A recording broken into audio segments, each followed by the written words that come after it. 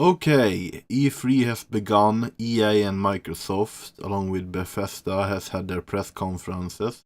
And I thought I would make a list of the games announced at these three conferences that I'm looking forward to. Anyway, the Square Enix press conference should be starting when this goes up. And in 4 hours time, yes, from when I'm recording this, Ubisoft will have their press conference. 2 hours later is the PC gaming show. And then Sony will have theirs in nighttime at 3 o'clock CEST. So anyway, let's go on with what I'm looking forward to so far. And if something from Ubisoft, Square Enix, Sony, PC Gaming Show interests me, then I will make another video and combine all of it. But these are the games I'm looking forward to so far. At number 5, Doom Eternal. I should have been playing more Doom, but the amount I played I have really liked. It's fast, simple action shooting. No story to be weighing it down, just pure madness and fun. And not at the top of the list, but I can see myself playing the sequel. It's really fun, fast-paced shooting. And at number 4, I have Fallout 76. It should be higher, really, because I haven't played originals 1 and 2, but since Bethesda took over with 3 and then New Vegas with Obsidian and Fallout 4, they have all been pretty good. If it would have been a single-player Fallout, it would have been 1 or 2, 3 at least. But yeah, it's always online. It's not much of a story. It's more of a co-op with friends, multiplayer, semi-MMO kind of game with a map that's 4 times larger than Fallout 4. It's got potential, but I don't know if it's my kind of thing. I like more single-player games, but it's still Fallout and it still has potential. So, yeah, we'll see. And at number 3, we had a surprise announcement on the Microsoft conference last night about Cyberpunk 2077. And I don't know much about the universe, but it's CD Projekt Red that did it, who did Witcher 1, 2, and 3. Witcher 3, which is my personal game of all time. 200 hours of gameplay, just awesome, amazing story. Gameplay is just plain good. And it's just awesome, all of it. So I trust them to make a good game, even if I'm not that knowledgeable about the universe and all that. And the game looked really good. I don't know, was it graphics or in-game, or was it more pre-rendered? I don't know, but the style, the universe looked pretty good. I'm not a fan of maybe punk, but CD Projekt, I'm sure they will make a very good job of it. At number 2, Metro Exodus. I played both 1 and last... is it Last Light?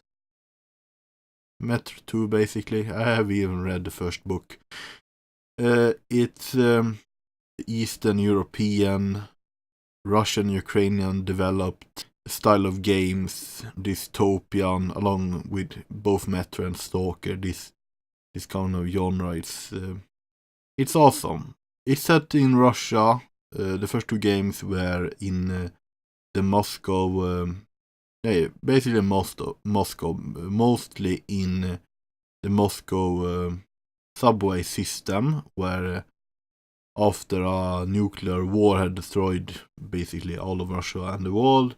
And in this game, you will be finally leaving Moscow, both below and above the ground, and going beyond it into the Volga, for example, and I'm sure Siberia and all that, by going on a train. And so it's semi-open world. The first two, there were multiple paths of doing stuff, but it was still linear. But well, the story is probably still linear, but it's more open. You can explore more and go around.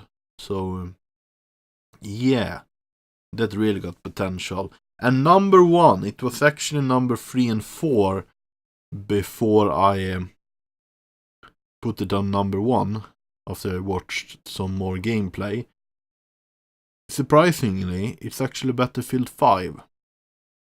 So I'm a long-time Battlefield player and fan since Battlefield 2, and I played 1942 too, and we're finally getting back to World War II.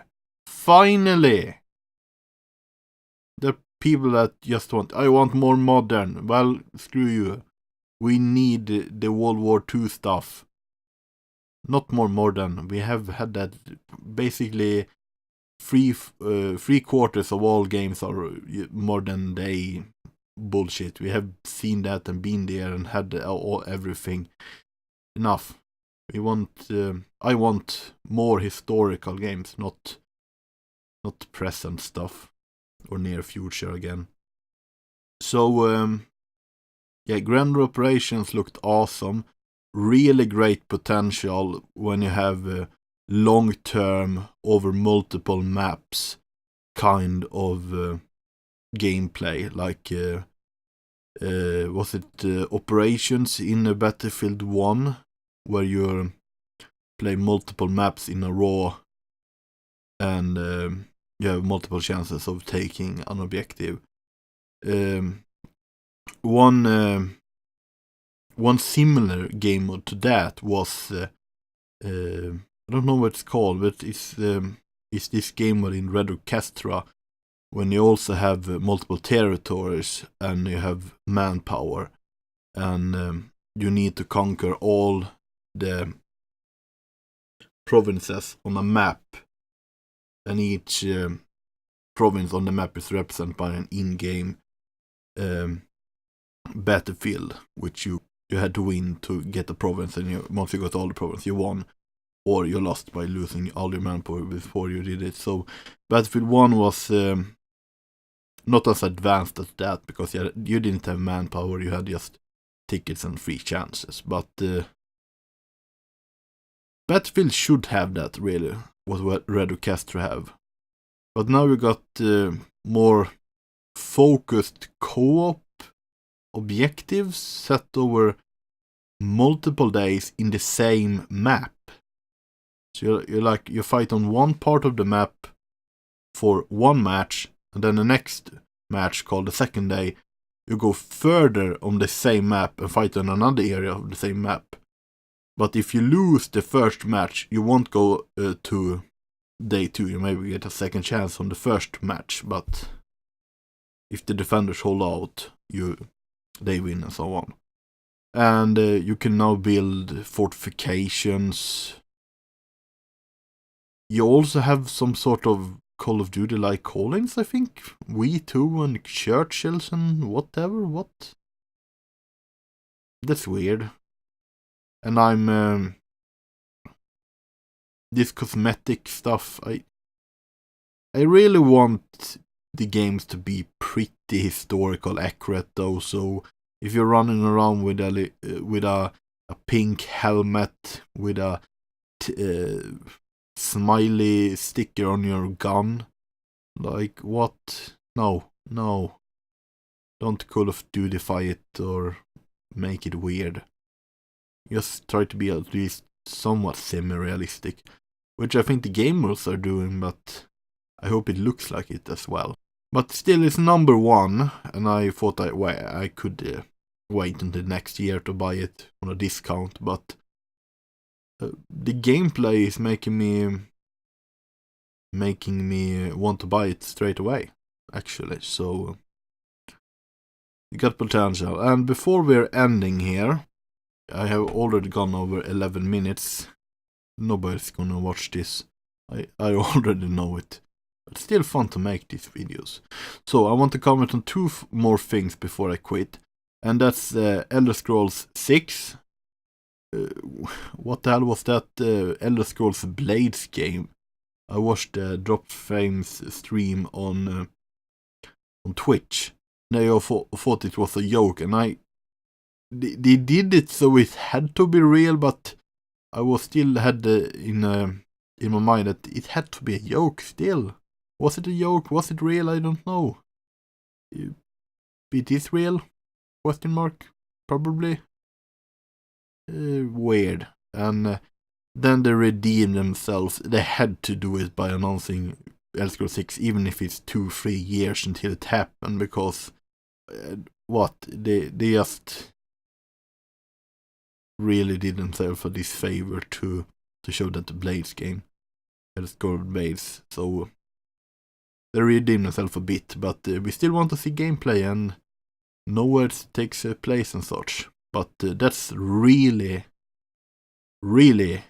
looking forward to seeing another main Elder Scrolls game. And then finally, the elephant in the room, the total bag of bullshit that EA, the monstrosity of the game's developer eating madness that it is. Rest in peace to Westwood and EA Los Angeles, I believe it was. We got Command & Conquer Rivals. Maybe free-to-play mobile bullshit with microtransactions. This is what Command & Conquer is now. And F off. Please. Let it be dead. Or make something actually good out of it. Like, stop pissing on its grave, please. Stop.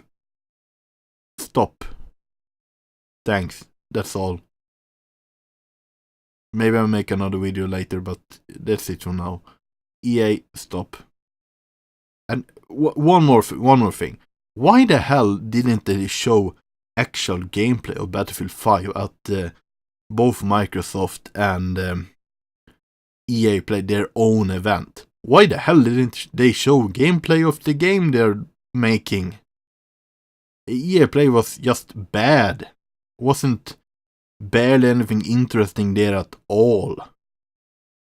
And they showed 10 minutes of the damn Command & Conquer shitty game, but they couldn't even show basic gameplay of Battlefield 5, which actually looks very good.